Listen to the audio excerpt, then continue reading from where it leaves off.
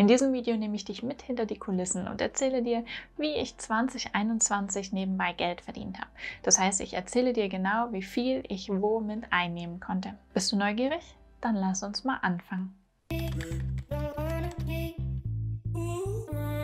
Wer hätte nicht gern jeden Monat ein bisschen extra Geld? Wie wäre es denn mit 100 Euro extra? Oder sogar 500? Wenn das Ganze dann sogar noch wenig aktives Zutun braucht, das heißt so ziemlich passiv läuft, dann wäre das doch perfekt. Aber gib zu, das klingt doch ein bisschen zu gut, um wahr zu sein. Das dachte ich auch lange, denn in meiner Familie war Geldverdienen in der Regel mit harter, meist körperlicher Arbeit verbunden. Es wurde aber immer nebenbei Geld verdient. Meine Oma zum Beispiel hat gefühlte Millionen mit Strohblumen verdient, zumindest wenn man nach den Erzählungen geht. Aber ich träumte vom Reichtum im Schlaf. Okay, das ist jetzt vielleicht ein bisschen übertrieben, aber du weißt schon, Geld verdienen auf die angenehme Art. Also fing ich an, mich damit zu beschäftigen und baute mir ein kleines Nebeneinkommen auf. Meine ersten nennenswerten Einnahmen, die man als passiv bezeichnen könnte, hatte ich im Jahr 2019. Und im Jahr darauf habe ich mich weiter darauf konzentriert und habe insgesamt über 100 Euro jeden Monat dazu verdient. 144, um genau zu sein. Davon waren 107 Euro passiv. Aber 2021 war noch deutlich besser. Deswegen möchte ich dich hier mal mit hinter die Kulissen nehmen und dir erzählen, wie sich meine Einnahmen 2021 entwickelt haben und wie viel ich womit einnehmen konnte. Aber vorher noch ein Hinweis. Alle Einnahmen bekomme ich zusätzlich zu meinem Vollzeitjob. Und das bedeutet zwei Dinge. Erstens, auch kleine Einnahmen sind okay. Ich bin eben nicht darauf angewiesen, das heißt, jeder Euro ist ein guter Euro. Da ich in den nächsten Jahren ein Haus bauen möchte, wird mittlerweile jeder zusätzliche Euro als ein weiterer Backstein gewertschätzt, denn der kostet etwa 95 Cent. Und zweitens heißt das, keine Zeit ist kein Hindernis, wenn man sich nebenbei etwas aufbauen möchte. Weil ich eben normal Vollzeit arbeite, heißt das, alles, was ich mir nebenbei aufbaue, dauert teilweise monatelang. Gerade größere Projekte wie E-Books oder Online-Kurse. Ich kann eben nur nach Feierabend oder am Wochenende daran arbeiten und dadurch ziehen sich einige Dinge ganz schön hin. Wenn solche Sachen aber einmal fertiggestellt sind, können sie mir zumindest theoretisch unendlich lange Einnahmen bringen. Das ist es also auf jeden Fall wert. Ich habe mittlerweile in etwa 9 Quellen passiver Einnahmen, die ich mir über die letzten Jahre aufgebaut habe. Ich konnte oft schlecht vorhersehen, was gut funktioniert und was nicht, also habe ich einfach vieles getestet. Und so haben sich über die Zeit eben einige Dinge angesammelt. Jedenfalls haben mir diese 9 Quellen im Jahr zusätzliche Einnahmen von 3.646 Euro gebracht. Das macht im Durchschnitt im Monat 303 Euro. In Backsteine umgerechnet sind es etwa 318 jeden Monat. Ein Quadratmeter Wand hat in etwa 63 Backsteine, das heißt, das macht in etwa 5 Quadratmeter Wand, die jeden Monat nebenbei reinpurzeln. Aber genug der Backstein-Analogien. Lass uns doch mal ins Detail gehen und schauen, welche Quelle mir wie viel eingebracht hat. Dafür habe ich eine kleine Grafik für dich. Du siehst, den größten Anteil macht Affiliate Marketing aus und den kleinsten mein Etsy-Shop. Da komme ich aber später noch dazu. Die Stockmedien sind mit 10 Euro jetzt auch nicht gerade der Burner.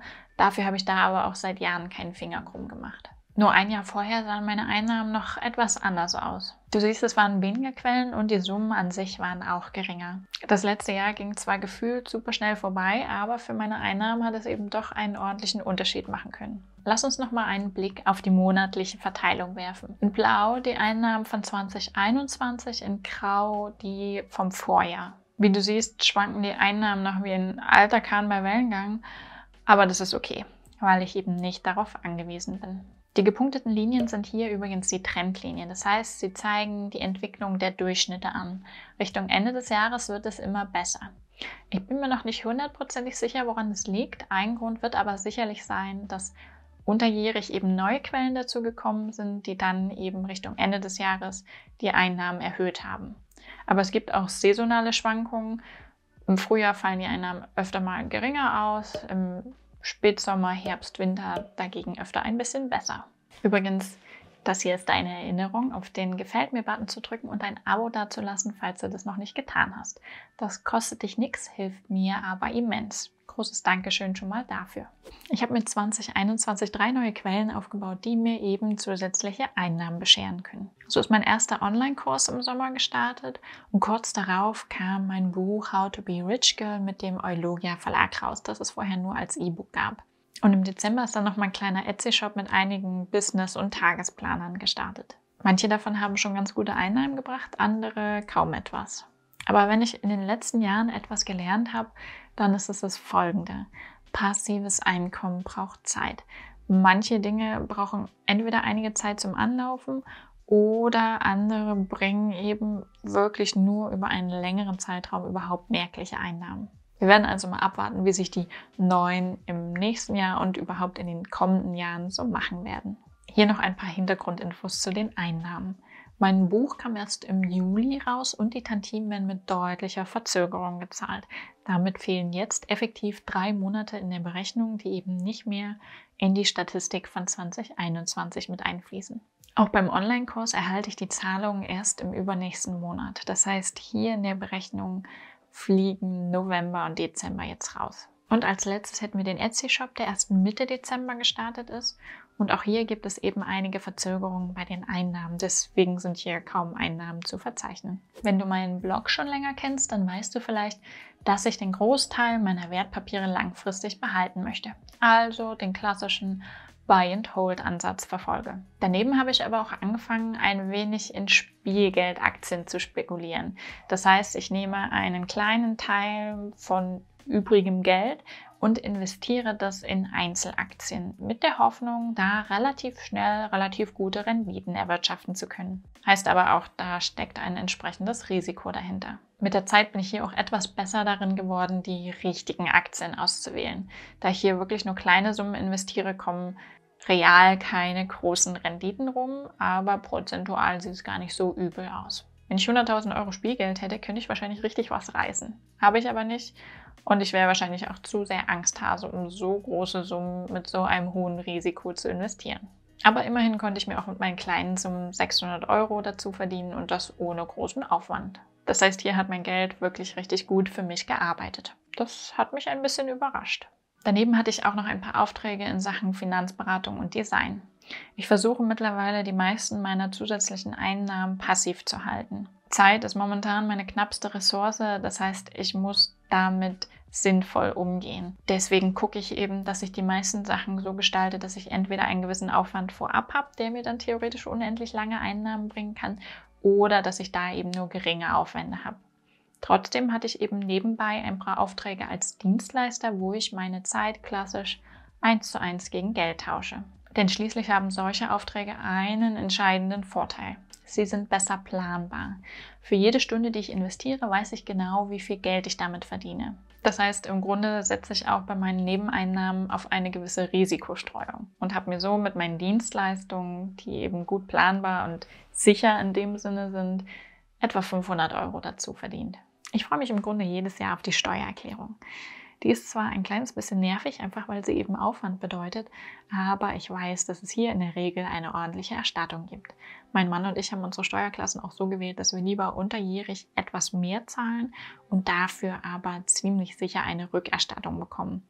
Denn das erspart es uns eben unterjährig, Rücklagen für die Steuer bilden zu müssen. Natürlich könnte man jetzt streiten, dass die Steuererklärung nicht wirklich eine Einnahme ist, weil sie eben eine Erstattung ist. Das heißt, Geld, was ich schon mal bezahlt habe, hole ich mir einfach zurück.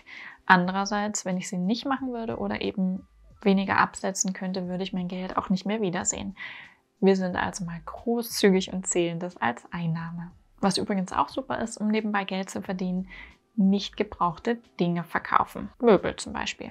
Davon gab es bei uns einige, denn wir sind umgezogen und haben uns räumlich deutlich verkleinert. Das ist zwar eher vorübergehend, aber manche Dinge konnten wir trotzdem nicht mehr gebrauchen oder eben gar nicht erst mitnehmen. Unsere Küche zum Beispiel. Also gab es ein paar Einnahmen durch den Verkauf von Küche und anderen Möbeln. Alles in allem sind etwa 2.500 Euro zusammengekommen. Alle meine zusätzlichen Einnahmen, also sowohl aktive als auch passive, haben im Jahr 2021 im Durchschnitt jeden Monat für 550 Euro mehr gesorgt. Das sind also deutlich mehr als die 144 vom letzten Jahr. Und das eben nur in 12 Monaten. Wir verbuchen 2021 also als finanziell erfolgreiches Jahr. Ich glaube, es macht für die meisten Menschen Sinn, sich nach ein paar Nebeneinkünften umzuschauen. Ich habe es eben schon kurz erwähnt. Bei deinem Einkommen gilt im Grunde das Gleiche wie bei Investitionen. Streuung reduziert dein Risiko. Wenn dein Job dein einziges Einkommen ist, dann setzt du ja alles auf eine Karte. Aber es gibt eben Dinge, die dein Einkommen entsprechend beeinträchtigen können. Eine lange Krankheit, eine Kündigung, Teilzeitarbeit, Kurzarbeit, Elternzeit, was auch immer. Es gibt verschiedene Faktoren, die dafür sorgen können, dass ein Großteil deines Einkommens wegfällt. Je mehr Quellen du für Einnahmen hast, desto besser können die eben solche Dinge abfangen. Zumal es eben heute und besonders auch im Internet zahlreiche Möglichkeiten gibt, um sich nebenbei ein paar Euro zu verdienen. Egal, ob es dabei um leichte Tätigkeiten wie zum Beispiel Online-Umfragen geht, die ich übrigens auch früher gemacht habe, oder ob es eben aufwendigere Dinge wie Dienstleistungen sind, die man zum Beispiel mittlerweile relativ leicht über Plattformen wie Fiverr anbieten kann. Oder man baut sich eben passive Einnahmequellen auf. Und ich glaube, es ist kein Geheimnis, dass es mein persönlicher Favorit ist. Übrigens, wenn du mehr zu dem Thema lernen willst, dann lade dir doch auch den umfangreichen Guide Reich im Schlaf herunter. Den Link packe ich dir mal unten in die Videobeschreibung. Und wenn ich dir noch einen Tipp mitgeben darf, hab Geduld. Sich nebenbei etwas aufzubauen, braucht Zeit. Du wirst nicht von heute auf morgen 500 Euro extra verdienen. Und wenn doch, dann sag mir, wie du es gemacht hast. Aber Spaß beiseite. Wenn es nachhaltige und seriöse Einnahmen sein sollen, dann dauert das seine Zeit. Aber du hast ja gesehen, schon ein Jahr kann da einen riesigen Unterschied machen. Es lohnt sich also auf jeden Fall am Ball zu bleiben. Ich wünsche dir auf jeden Fall viel Erfolg dabei, wenn du dir mehrere Standbeine aufbaust. Wenn dir das Video gefallen hat, dann lass wie immer ein Like und ein Abo da und ansonsten sehen wir uns beim nächsten Mal.